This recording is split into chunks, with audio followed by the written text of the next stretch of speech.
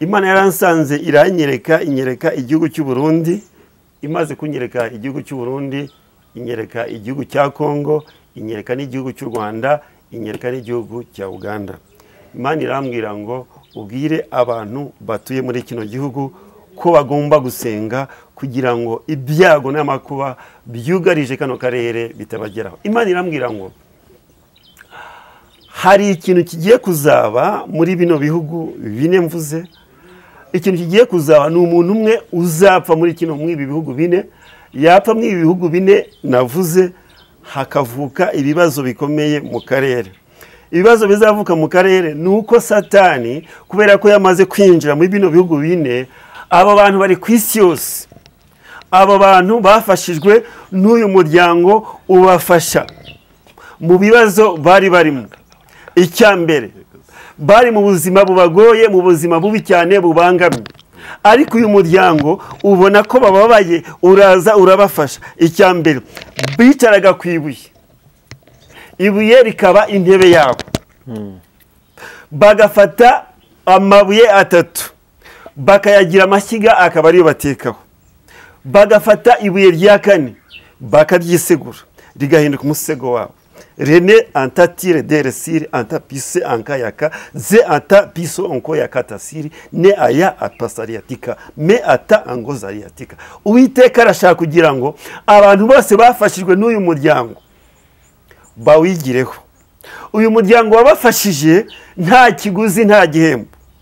Ikindi gikurikiyeho, yambwiye ngo mbwire aba diaspora, mbwire abantu bari hanze y'igihugu ngo uyu munsi babe maso kubera ko binjiriwe n'umwanzi Satani. Icyatumye umwanzi Satani abinjirana n'iki rero?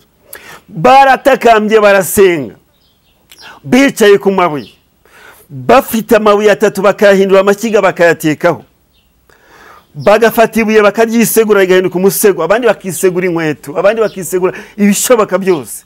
Noneho Imana ihagurutsa uyu muryango. Imaze guhagurutsa uyu muryango urabafasha, ubafasha nta kiguzi. Uyu muryango Imana yarambwiye ngo ntago nakurikiye ibyabo cyane, ahubwo Imana yarambwiye ngo nimpaguruke mvuge ko uyu muryango ari umuryango w'icyitegererezo ku isi yose, kubera kufasha nta kiguzi. Urakora, nta muntu wishyuza, nta muntu uhembesha, ariko twebwe abakozi b'Imana uyu munsi turakora tugahembesha ku manywa na nijoro. Ni ukuvuga ngo ibihembo byacu turimo turabifatira mu isi. Ni ukuvuga ngo tubaye nka babandi twubatse, twabyubakishije akanyundo gatoya, ariko Satani we azaza kubisenyesha inyundo nini, azaza kubisenya gihe kirera. Uwo muntu namara kwitaba Imana cyangwa se namara gupfa mu kindi kinyarwanda, umuntu yitaba Imana bitewe nuko ariyo yamuhamagaye, bitewe nuko ariyo yakoreye. Uwo muntu namara gupfa nibwo Satani azafata inyundo agasenya ibyo abantu bubatse muri kano karere. Ntago rero uza kumbaza ngo azabisenya he. Imana niyizi igihugu azasenyamo ibyo bintu, Imana niyizi neza aho uwo muntu izahamagara cyangwa se uzapfa aherereye, igihe ntago mazi. Ariko uwo muntu namara gupfa muri kano karere nibwo umwanzi Satani azafata inyundo agasenya ibintu byose bizaba byarubatswe muri kano karere. Birasaba ikirere. Biranzi rero yamaze gufatira aho ngaho, abona yuko ubwabo batakibashije guhuza ibitekerezo byabo, barangije uyu munsi ntibahuza. Imana irambwira ngo ubwabo ntanga iyi message, aho bari abakozi b'Imana bari bo hagati muri bo, nabo ubwabo bababwiye iyi message. Je ntago ndi muri bo, ntago ndi kumwe nabo iyo bari, turi mu buryo bwo kuganira ku ijambo ry'Imana, uburyo Imana yampaye message. Icyo Imana nshaka kugira ngo nsobanure ko Imana yambwiye ko n'abakozi bari hagati muri bo ubwabo babwira abo bari kumwe ngo ibyo mwatangiye umunsi mutekereza gukora n'uburyo mwatangiye mufite urukundo, uyu munsi ntago mukiri kumwe. Uyu munsi Imana yambwiye ngo Satani yamaze kubateza umwiryane hagati muri bo. Birasaba iki rero? Ariko uyu munsi Imana yambwiye ngo mbabwire ngo aho bari hose babe maso, kubera yuko umwanzi yamaze kubagabamo ibitero ndetse yamaze kubateza umwiryane. Uyu munsi wa none birasaba kugira ngo babe maso, kandi Imana yambwiye ngo bigire ku uyu muryango. Uyu muryango warabafashije, ubaha akazi, urabazamura ubashyira mu myanya itandukanye, ariko ubwabo nta nubwo bigira ku uyu muryango wabafashije ngo barebe umwe muri bo umerewe nabi bamufashe bamugirire neza. ahubwo uyu munsi wa none bari kwikunda no kwirebaho, ntago bari gukora ibyo batangiye basaba Imana. Imana yambwiye ngo mbamenyeshe ko itabibagiwe, ntago yigeze bibagirwa, ahubwo Imana yambwiye ko bagomba kuba maso kugira ngo ntago bagifiteho bagarukira ku byerekeranye n'amadini ngo bavuge ngo abangaba barakora ibizira, reka tubere ku murongo. Uyu munsi bamaze gusayisha, bari mu isaha y'ibyaha. Imana irambwira ngo nimba bakeneye amahoro, nimba bakeneye ubutabazi, bagomba kureka icyubahiro, bagomba kureka ibyo barimo, bagomba guca bugufi kugira ngo ibyago n'amakuba bigiye kumanuka bitamanukira ku muntu uwo ari we wese. Bareke guhagarara ku bidahari, bareke guhagarara ku bidafatika, ahubwo bahagarare kuri Yesu, kubera ko Imana yambwiye yuko byo koko umushumba yemerewe icya 10 n'amaturo ndetse n'andi maturo, ariko ikibazo si icya 10. Ese uyu munsi wa none turabwiriza ubutumwa bwo kwihana? Dukwiye kubwiriza ubutumwa bwo kwihana, tukareka kwihagararaho, tukareka icyubahiro, tugaca bugufi kugira ngo iby'Imana yavuze bitadusohoraho. Ikimana ishaka nuko twihana, ariko kugira ngo twihane turasayisha mu byaha. Uyu munsi ibyaha ni byinshi, ubusambanyi bureze, ubutinganyi bureze, ubwicanyi bureze. Nakubwira ngo Imana yambwiye ngo abantu hari ibintu biringiraga, hari ibyo bizeye, Imana yirabizi. Hari ibintu umuntu ashobora kwiringira bigatuma atihana, bigatuma yumva muri we akomeye, bitewe nuko yenda atuye hafi y'inyanja, bitewe yenda nuko atuye hafi y'ubutunzi, bitewe nuko yenda atuye mu Egiputa aho kwa Farawo, ntabashe kumva yuko yava mu maboko y'uwo mugabo ukomeye ari we Farawo. Ariko Imana irambwira ngo hari ibyo abantu bizeye biringiraga, ariko ije gukuraho, barangiza bakavuga ngo tubigenze dute ko bya bindi twiringiraga bivuye. Imana irambwira ngo yarakaye, hari ibyo abantu bizeye biringiraga ije gukuraho.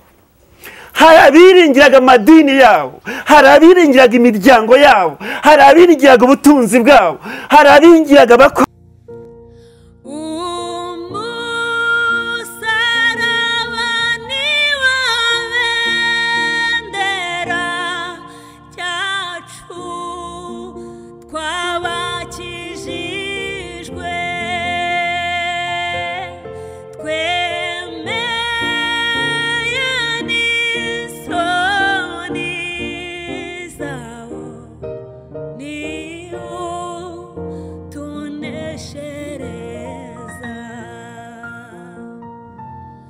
bakunze ijambo ry'Imana kandi bakunze umusaraba TV, mwese ndabasuje kandi bifurije ineza y'Imana, bifurije umugisha w'Imana aho muhereye hose mu bice bitandukanye, amajyaruguru, amajyepfo, iburasirazuba ndetse n'uburengera bwaryo. Mwese turabasuje kandi tubifurije ineza y'Imana. Imana ihire imirimo y'amaboko yanyu kandi Imana yivange mu byanyu mwese. Uyu ni umusaraba TV, kora subscribe n'utarakora subscribe kugira ngo tujye tubana umunsi ku munsi. Kindi n'ubona ibiganiro bikunze uko nubyishimiye, ukona hari aho bikuvanye hano gakugejeje, bisangiza abandi kugira ngo nabo bamenye ubutumwa bwiza bwa Yesu Kristo. Icyo twifuza nta kindi no kugira ngo abantu bamenye ukuri. Biravuga ngo nibamenye ukuri, ukuri niko kuzaba batura. Nuko twinjira mu kiganiro cyacu rero, ndi kumwe n'umukozi w'Imana. Imana yahamagaye, Imana ikoresha imirimo itandukanye muri iyi minsi. Nishimiye kubana nawe gusa mu isura nshyashya tutabumenyereyemo, ariko ndaje mbwire amakuru namwe baha amakuru. Reka ntangire mu ikaze, ibindi turabijyamo nyuma. Yesu ashimwe cyane. Ahimbazwe. Amakuru ni meza. Nanjye ikiganiro ndi guseka. Ni byiza. Ni byiza guseka, nta kibazo, nuko umuntu aba afite impamvu ituma aseka, nuko aba ari amahoro. Araseka rero nuko nishimye. Nta kindi. Ntabwo none dukunda ibibabaza abantu, n'Imana ntibikunda. Umeze neza ariko? Turaho, Imana iraturinze. Hari haciyemo iminsi ariko rero none? Haciyemo iminsi, nasubiye ko na leta yakuyemo umwunganira, yashyizemo umwunganira ikaba ivanyemo. Iminsi izajya iba mike. Iminsi izajya iba mike. Ubushize bwo arabwiye ko ntabwo ushobora kuza kuri kamera nta kimana yaguhaye. Ntabwo nazi, ntabwo naje kugira gute se. Imana izaninde kugenda ntacyo mfite ntabwo njya ngenda nta kintu mfite. Okay. Reka mbere ko twinjira mu kiganiro ko ndabona uyu munsi bidasanzwe, reka nkwinginga umanze usenga Imana nutubona ubwinjira mu kiganiro neza n'ibyo nkwibariza. Reka dusenga Imana. Imana nyir'ubutware kandi Imana nyir'ubushobozi, turagushimiye muri kano kanya, tuguhaye ikaze na karebo, uzubane natwe, ntihaba ari njye ugaragara, ntihabe ari umukozi wawe ugaragara, ahubwo icyubahiro cyawe cyo kigaragara hagati muri twe, utangirane natwe, usozanye natwe, icyubahiro kibi cyawe mu izina rya Yesu. Amen. Amen. Imana iguhe umugisha. Ariko noneho uraturezimye.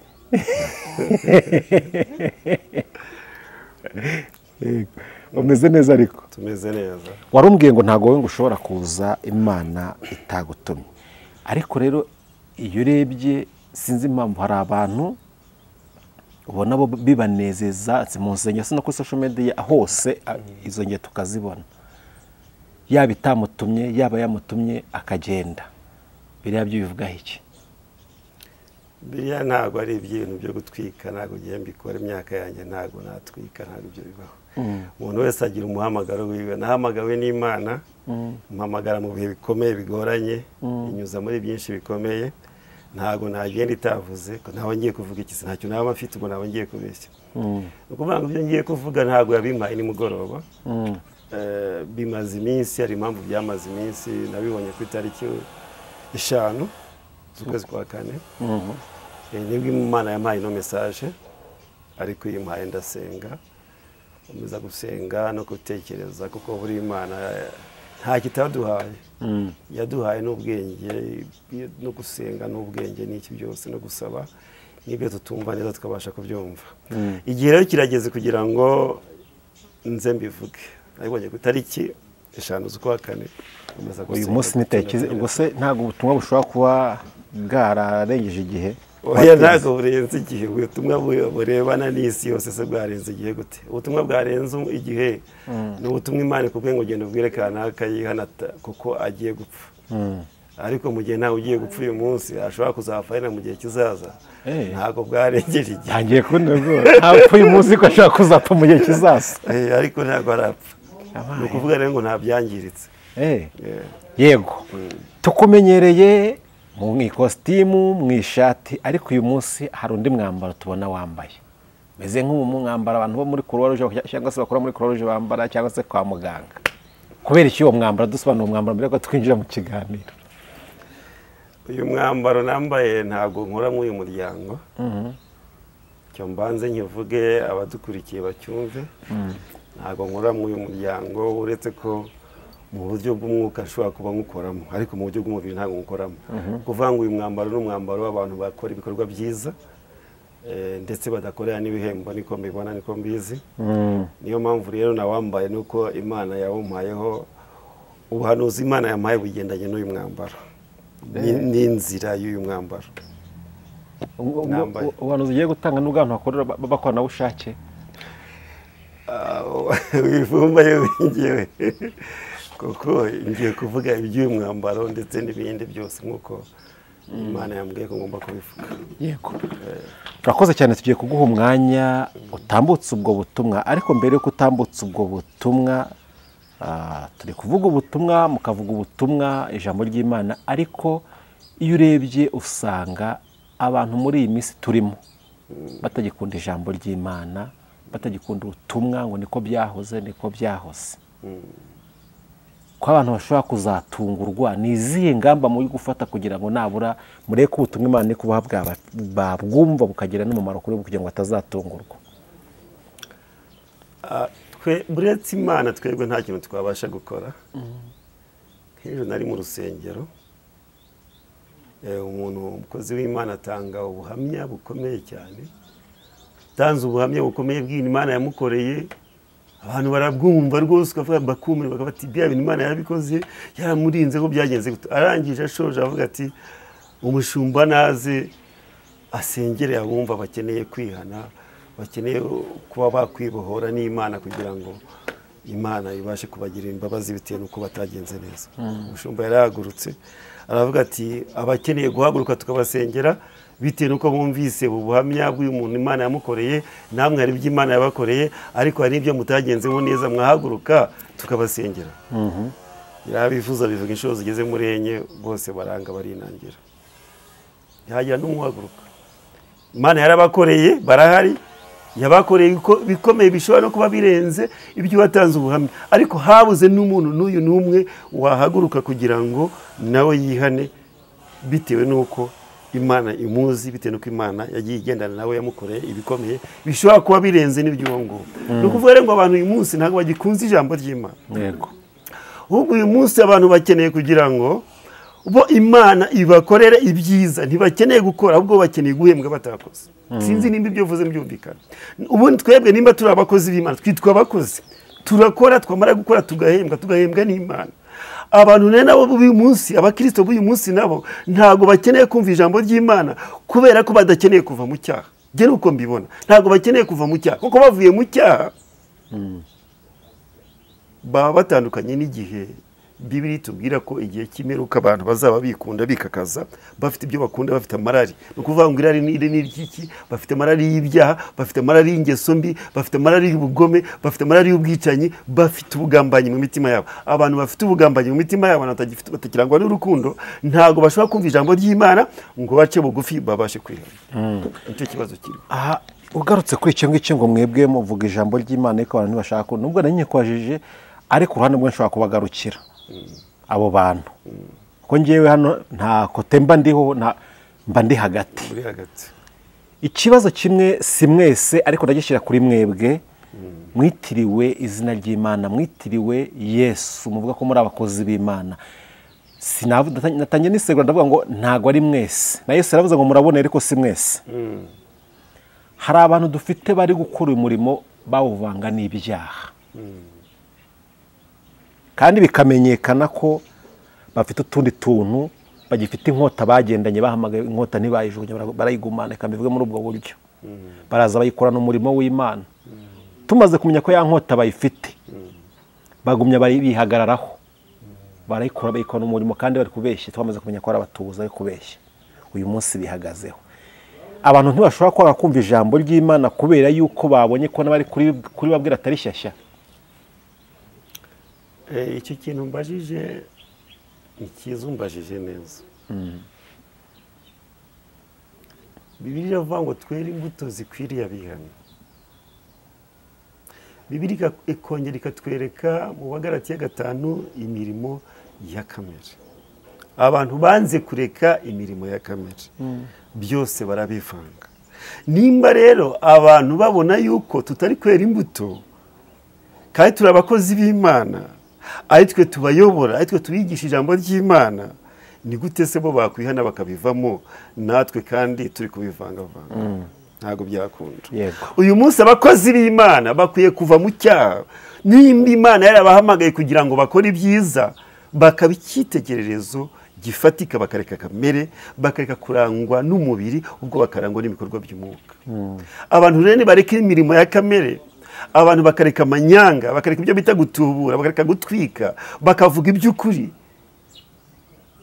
nabo dushumbye, nabo tuyoboye, bazakura bagira aho bagera, ndetse nabo bera imbuto, batume itorero, batume umurimo w'Imana urushaho kwaguka. Ariko nimba dukora imirimo y'umwijima kandi twitirwa izina ry'Imana, turimo turasenya umurimo w'Imana. Yego.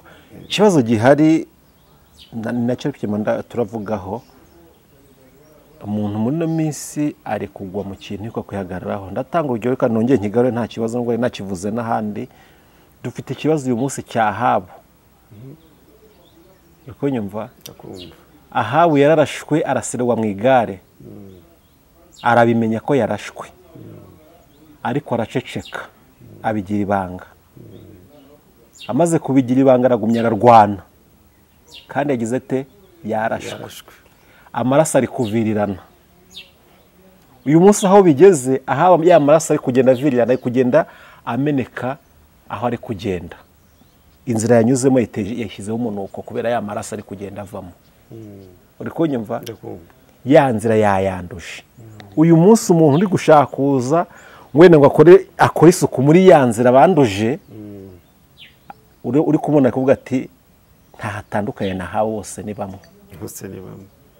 uri kunyumva? Kandi mu by'ukuri wenda ari kugira ngo atunganye za nzira, kuko we yanze amaherezo azapfa uko bagenda kose, ariko amenya ubwenge akavuga ati burya narashwe mu nyomore mu mbe hafi, wenda ibikomere byakira ntapfe, ariko yabigize ibanga kandi abikomeje kubikorana. Umurimo w'Imana, katuvuga umurimo w'Imana, arabwiriza, arahanura, araririmba, arashumbye, byose nta kimwe adakora, ariko yarashwe kandi ari kugenda yanduza ya nzira.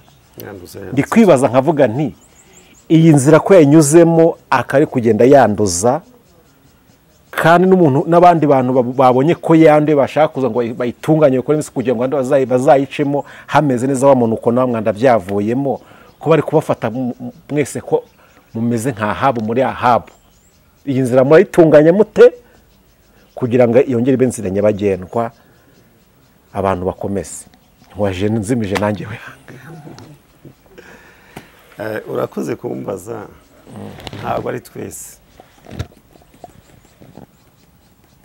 Hari ibihumbi 7 bitarapfukamira Bayali. Yego. Ba Mose na ba Eliya baracyahari. Nimba hariho bahabu benshi, ariko haracyariho na ba Yesaya na ba Yeremiya, natwe turahari. Ahubwo ikibazo gihari twakiganireho n'ubushize, ni ukubera ikibazo cyo kutemera guca bugufi, ikibazo cyo kutemera gusenga. Tuganira warambwiye ngo hari umuntu wakubwiye ngo yasenze menshi ntabwo azongera gusenga, ntabwo azongera gusenga. Ahabu yaza kwemera ko yarashwe agakomereka. Iyo wakomeretse ujya kwa muganga bakakuvura ugakira. Iyo bitabaye ngombwa ko ukira urapfa. Abantu nibatemera gukurikira Imana ngo bemere kuguma mu nzira batangiye,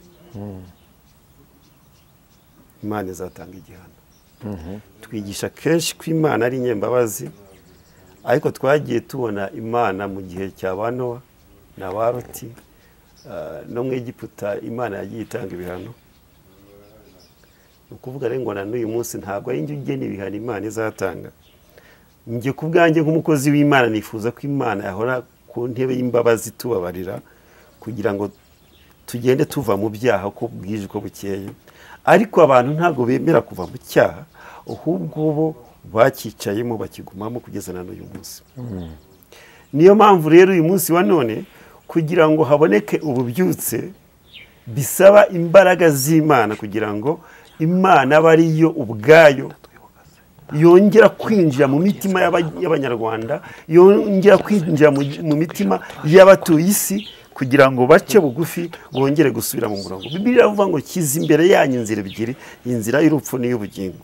Ariko iyo turebye uyu munsi dusanga abantu bakunze inzira y'urupfu aho gukunda inzira y'ubugingo. Bishaka kuvuga iki rero? Bishaka kuvuga ko abantu bakunze icyaha kurenza gukunda ibyiza. Se nimba abakozi b'Imana twicara ku mbuga nk'izi tukabwira isi byacu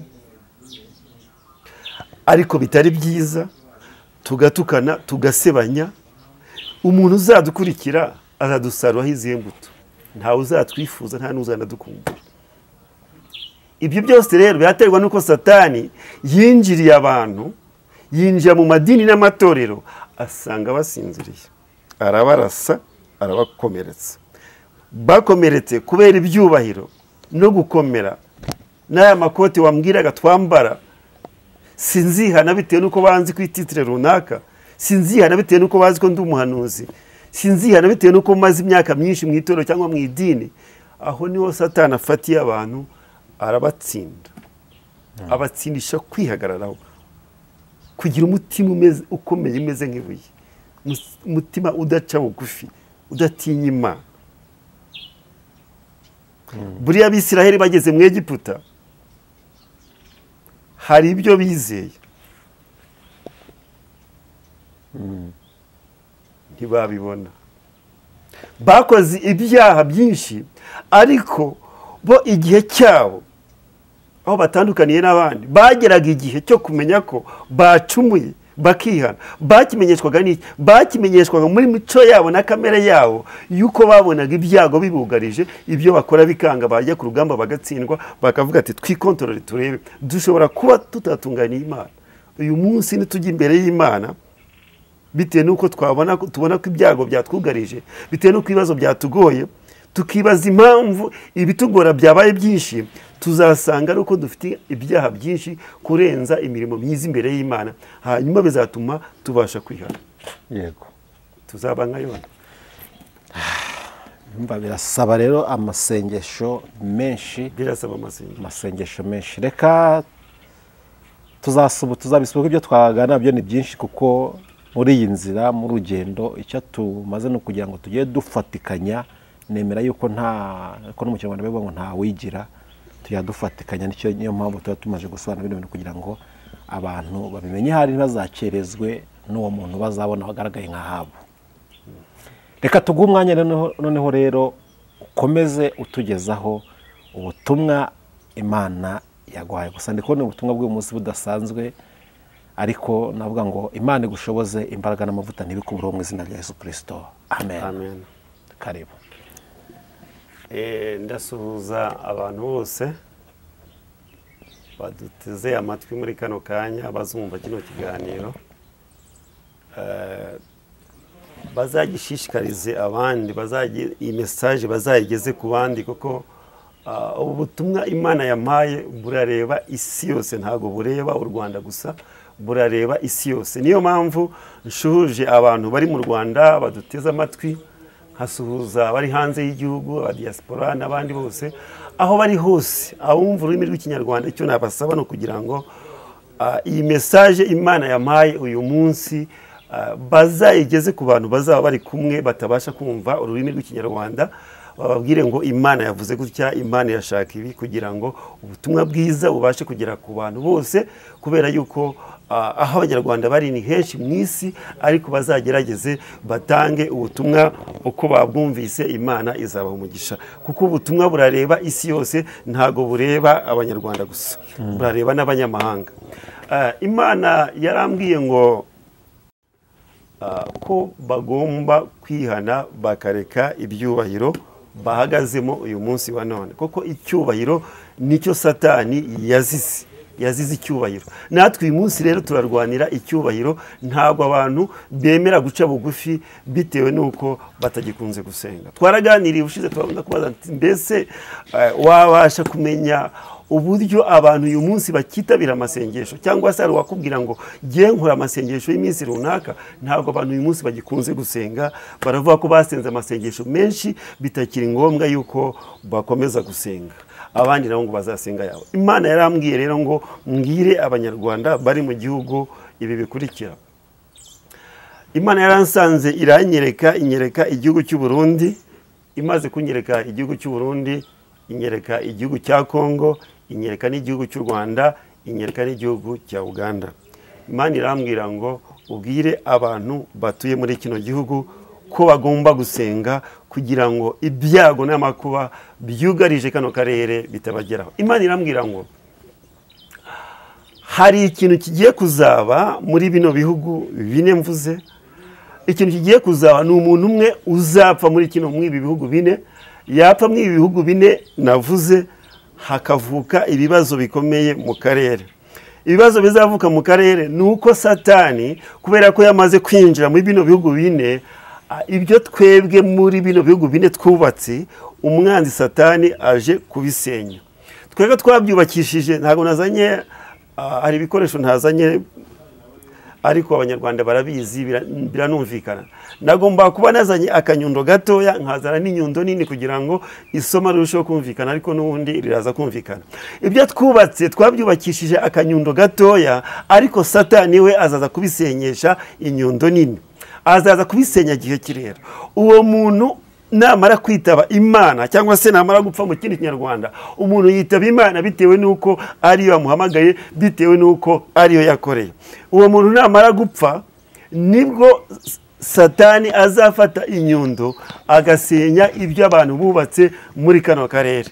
ntago rero uza kumbaza ngo azabisenya he. Imana niyizi igihugu azasenyamo ibyo bintu, Imana niyizi neza aho uwo muntu izahamagara cyangwa se uzapfa aherereye, igihe ntago mazi. Ariko uwo muntu namara gupfa muri kano karere nibwo umwanzi Satani azafata inyundo agasenya ibintu byose bizaba byarubatswe muri kano karere. Birasaba ikirere, birasaba gusenga, birasaba gusenga kugira ngo ibyo byago n'amakuba Imana, kuko tubona ko Imana ari inyembabazi, tubona ko Imana ari inyarukundo, kugira ngo ikureho ibyo byago n'amakuba. Abanyarwanda basenge, abakongomani basenge, abarundi basenge, n'abagande basenge, kugira ngo ibyo byago n'amakuba Satani yahagurukije muri kano karere tubashe kubiburizamo. Tuzabiburizamo kuko twasenze, tuzabiburizamo kubera ko twaciye bugufi tukareka ibyubahiro byacu. Nituguma mu byubahiro byacu, ibyo byago n'amakuba nta kizabihagarika. Ikizabihagarika gusa nuko tuzasenga, Imana ikatanga imbabazi, Imana igahagarika ibyago n'amakuba. Imana irambwira ngo nzambare uyu mwambaro ureba nambaye, ni umwambaro w'umweru uriho umusaraba utukura. Imana irambwira ngo mbwire Abanyarwanda ndetse mbwire n'abantu bari ku isi. Hari abantu ngo bafashijwe n'uyu muryango wari wambaye uyu mwenda usa gutya. Uyu muryango ufasha abo bantu nta kiguzi batanze, ibafasha ku mbabazi. Uyu muryango ubafasha ku mbabazi. Ni abantu umuryango wafashije mu buryo buteye gutya. Abo bantu bari ku isi yose, abo bantu bafashijwe n'uyu muryango ubafasha mu bibazo bari barimo. Icyambere, bari mu buzima bubagoye, mu buzima bubi cyane bubangamye, ariko uyu muryango ubona ko bababaye, uraza urabafasha. Icyambere, bicaraga ku ibuye, ibuye rikaba intebe yabo, bagafata amabuye atatu bakayagira amashyiga akaba ariyo batekaho, bagafata ibuye rya kane bakaryisegura rigahinduka umusego wabo. Rene antatire deresire antapise ankayaka ze anta piso onko yakatasiri ne aya apasariatika me ata angozariatika. Uwiteka arashaka kugira ngo abantu bose bafashijwe n'uyu muryango bawigireho. Uyu muryango wabafashije nta kiguzi, nta gihembo. Ikindi gikurikiyeho, wabafashije bari mu masengesho basenga bavuga ngo Mana nuturokora, nutugirira neza, nudutabara, ukadukura mu ibi byago, ukadukura mu aya makuba, tuzagukorera. Barasenga, bahiga imihigo myinshi itandukanye, bari mu bihugu byinshi bitandukanye by'isi. Niyo mpamvu navuze ngo umunyarwanda hari hose uzumva iyi message azayibwire uwo bazaba bari kumwe, aho azaba ari hose mu gihugu. Imana irambwira ngo mbwire abantu uhereye ku Banyarwanda ukageza ku banyamahanga, bari ku bantu bose bari mu isi bafashijwe n'uyu muryango, ko basabye Imana, Imana ikabumva, yamara kubumva igakoresha uyu muryango, yakoresha uyu muryango ukabakura mu kaga no mu makuba. Hari abantu bamwe uyu muryango wakuye kwicara ku ibuye, wakuye gutekera ku mashyiga ariyo mabuye atatu, wavanywe ku buryo bwo kwisegura ibuye nka Yakobo. Imana ibaha intebe, ibaha intebe yo kwicaraho nziza, ibaha intebe nziza yo kwicaraho. Barangije barasinzira. Bamaze gusinzira, basinzirira ku ntebe. Bamaze gusinzirira ku ntebe, umwanzi Satani arabinjirana. Baricaye barasinzira, bamaze gusinzirira ku ntebe, Satani arinjira. Amaze kwinjira, bibagirwa amasezerano bagiranye n'Imana, bibagirwa ikintu bavuganye n'Imana. Barangije uyu munsi wa none nababwira ngo babe maso. Imana yambwiye ngo mbwire abadiaspora, mbwire abantu bari hanze y'igihugu ngo uyu munsi babe maso, kubera ko binjiriwe n'umwanzi Satani. Icyatumye umwanzi Satani abinjirana ni iki rero? Baratakambye barasenga, bicaye ku mabuye, bafite amabuye atatu bakayahindura amashyiga bakayatekaho, bagafata ibuye bakaryisegura rigahinduka umusego, abandi bakisegura inkweto, abandi bakisegura ibishoboka byose. noneho imana ihagurutsa uyu muryango. Imaze guhagurutsa uyu muryango urabafasha, ubafasha nta kiguzi. Uyu muryango imana yarambwiye ngo ntago nakurikiye ibyabo cyane, ahubwo imana yarambwiye ngo nimpaguruke mvuge ko uyu muryango ari umuryango w'icyitegererezo ku isi yose, kubera kufasha nta kiguzi. Urakora, nta muntu wishyuza, nta muntu uhembesha, ariko twebwe abakozi b'Imana uyu munsi turakora tugahembesha ku manywa na nijoro. Ni ukuvuga ngo ibihembo byacu turimo turabifatira mu isi. Ni ukuvuga ngo tubaye nka babandi bavuga ngo nimwubake amazu tuzayabamo. Abantu bamaze gufashwa n'uyu muryango barasinziriye. Uyu munsi imana yambwiye ngo babe maso, kubera ko binjiriwe n'umwanzi. Ibyo bakoze umwanzi aje kubisenya.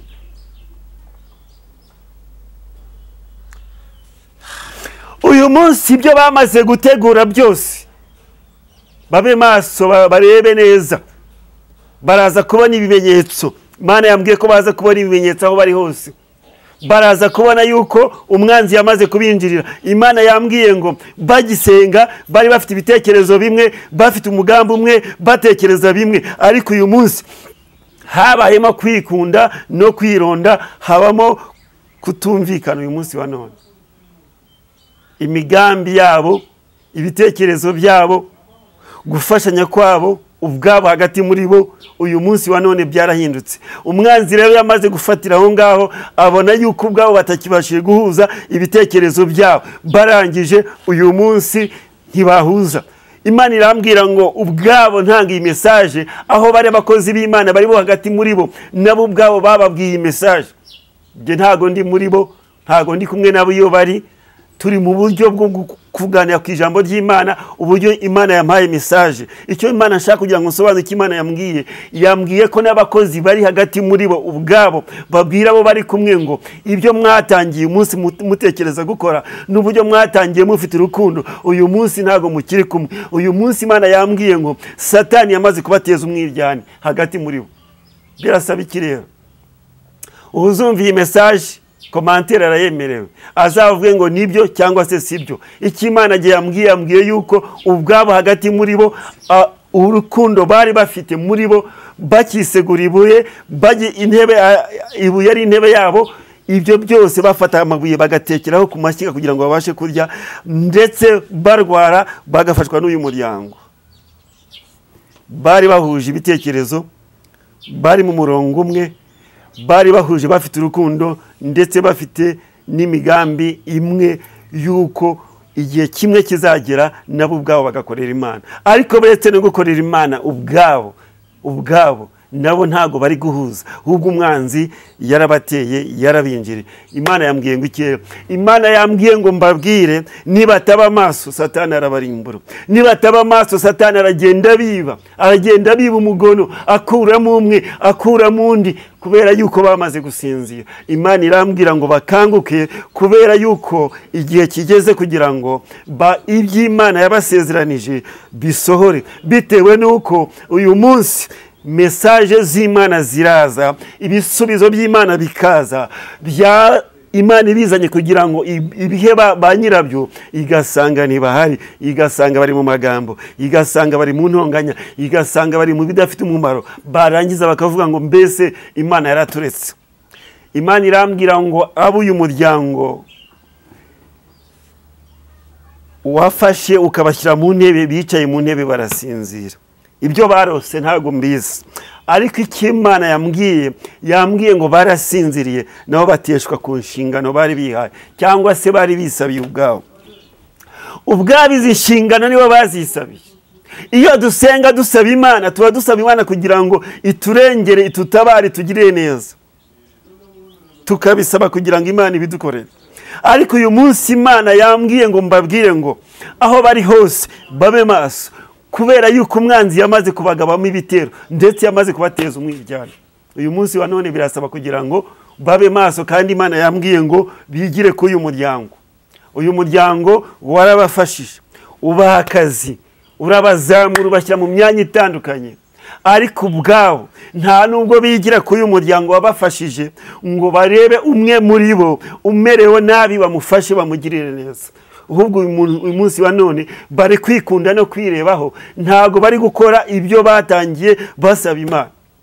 Imana yambwiye ngo mbamenyeshe ko itabibagiwe. Ntago yigeze bibagirwa, ahubwo Imana yambwiye ko bagomba kuba maso kugira ngo imigambi n'ibyifuzo byabo bibashe gushyirwa mu bikorwa, kubera ko Imana yohereza marayika kugira ngo azane ibisubizo hagati muri bo, igasanga ntago bahari. Imana irambwira ngo bakanguke babe maso, kubera yuko uyu munsi wa none bashobora kubura ubugingo bwabo, kubera yuko nibaramuka bakunze umubiri bashobora kubura ubugingo. Kandi irambwira ngo buri munyarwanda wese aho ari uri mu gihugu, ari uri inyuma y'igihugu, bagira urukundo kandi bagira imbabazi, basenge, kubera ko uyu munsi wa none Satani yahugukije ingabo nyinshi z'abadayimoni kugira ngo abanyarwanda batabasha guhuza. Ari abari mu gihugu, ari abari inyuma y'igihugu, uyu munsi badahuza bitewe n'uko uyu munsi batagishaka gusenga. Imana yambwiye ngo hari ibyo navuze ubushize. Imana yambwiye ko uyu munsi wa none byatangiye gusohora. Uyu munsi wa none abanyarwanda ntago bagifiteho bagarukira ku byerekeranye n'amadini ngo bavuge ngo abangaba barakora ibizira, reka tubereke umurongo. Uyu munsi bamaze gusayisha, bari mu isabi y'ibyaha. Imana irambwira ngo nimba bakeneye amahoro, nimba bakeneye ubutabazi, bagomba kureka icyubahiro, bagomba kureka ibyo barimo, bagomba guca bugufi kugira ngo ibyago n'amakuba bigiye kumanuka bitamanukira ku muntu wari wese. Bareke guhagarara ku bidahari, bareke guhagarara ku bidafatika, ahubwo bahagarare kuri Yesu, kubera ko Imana yambwiye yuko hari ibigiye gusohora mu gihe gito cyane, ariko bitazasohora abantu batabashije kumva neza uburyo bagomba kuva mu ibyaha. Imana ishaka yuko nta muntu n'umwe warimbuka, ubwo ishaka bose bakira akabona ubugingo buhoraho. Imana yitanze message imeze gutya, ntabwo bishaka kugira ngo yerekane ko abantu bagiye kurimbuka, ubwo iba yerekana ko abantu bakomba gukora ibyiza kugira ngo ibyago n'amakuba bitabagwira.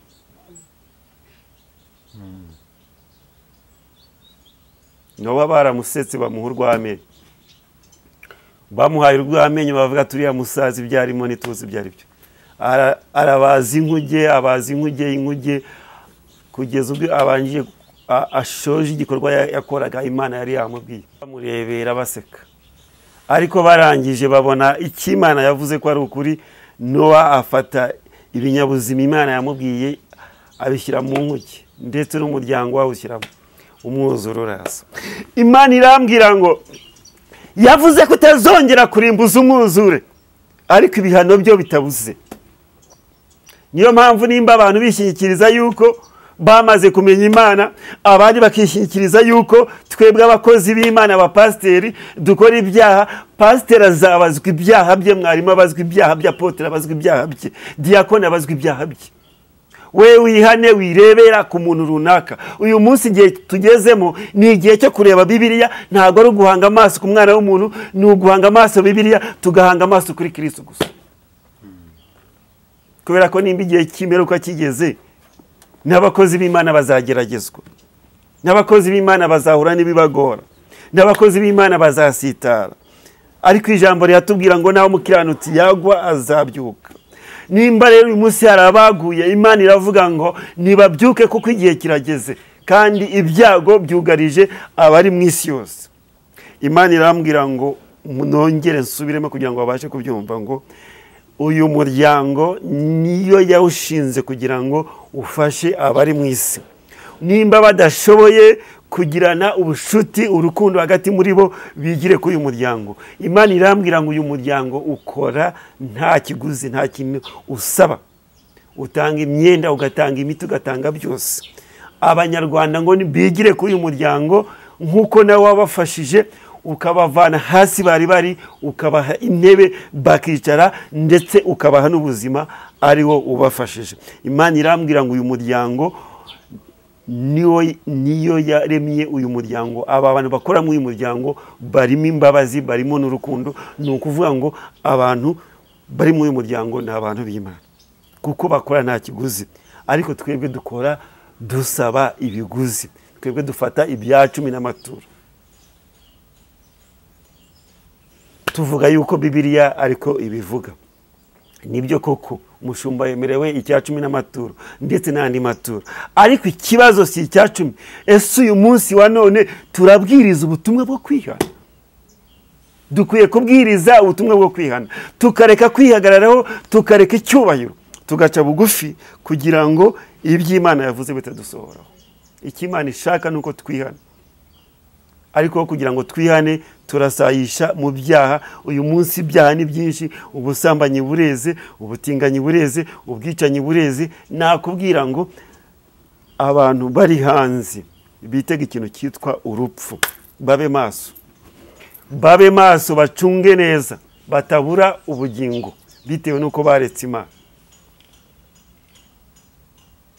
Bamwe baricaye, Imana irabazamura ibagirira neza, ariko yambwiye ngo babe maso, kubera ko Satani ari ashaka kugira ngo abanyage ubugingo ndetse abanyage n'intebe bicayemo. Imana irambwira ngo aba bantu bicajwe mu ntebe n'uyu muryango, hari abandi bagiye kuzicaramo, bo bagomba kuzivamo. Ikitonderwa, n'abicaye mu ntebe bashyizwemo n'uyu muryango. Ni ukuvuga ngo hari abo uyu muryango wagiriye neza, ni umuryango ukora nta bihembo.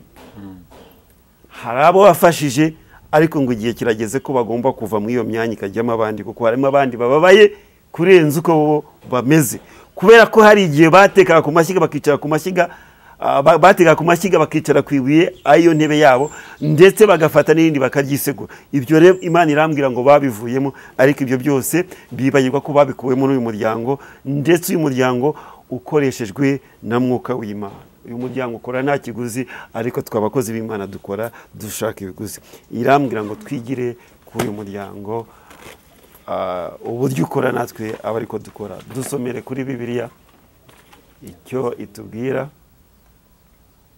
Urasoma muri Yesaya, soma Yesaya 20:5, wasoma 5 na 6. Yesaya 20:5-6.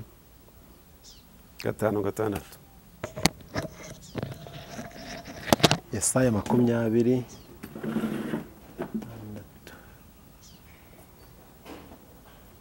Kadusome mu izina rya Yesu Kristo. Yesaya 20:5-6. Kandi baziheba bakorwe n'isoni, babiterwa na Etiyopiya biringiraga, na Egiputa biratanaga.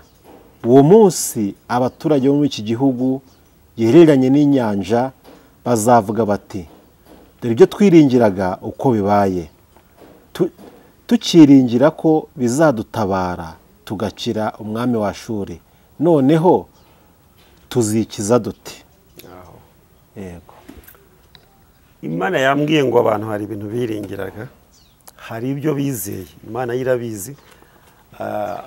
Hari ibintu umuntu ashobora kwiringira bigatuma atihana, bigatuma yumva muri we akomeye, bitewe nuko yenda atuye hafi y'inyanja, bitewe nuko atuye hafi y'ubutunzi, bitewe nuko yenda atuye mu Egiputa aho kwa Farawo, ntabashe kumva yuko yava mu maboko y'uwo mugabo ukomeye ari we Farawo. Ariko Imana irambwira ngo hari ibyo abantu bizeye biringiraga, ariko ije gukuraho, barangiza bakavuga ngo tubigenze dute ko bya bindi twiringiraga bivuye.